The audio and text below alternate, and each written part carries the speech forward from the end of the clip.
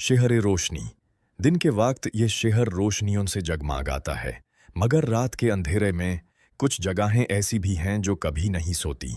उन्हीं जगहों में से एक है करसाज रोड।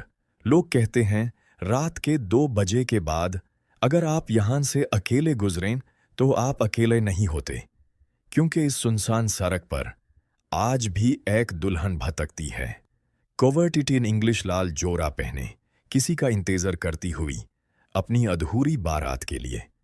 जाइन एक आम लड़का था, लॉजिकल, प्रैक्टिकल और इन सब बटों पर हंसने वाला। उसके लिए ये सब कहानियां सिर्फ अफसाने थे। उस रात भी वो अपनी गली में अकेला घर जा रहा था।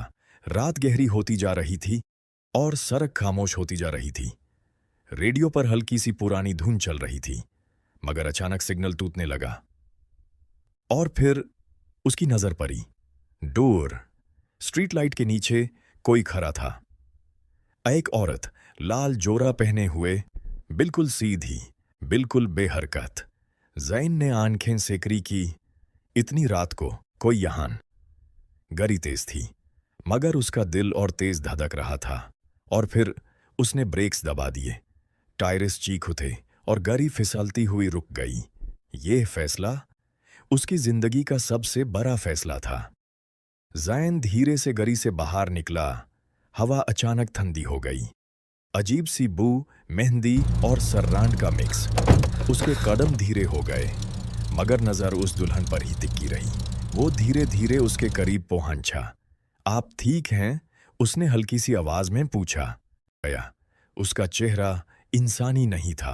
पले, बेजान आंखों की जगह गहरा अंधेरा और होंठों पर एक अजीब सी मुस्कुराहट, जैसे वो जिंदा ही ना हो।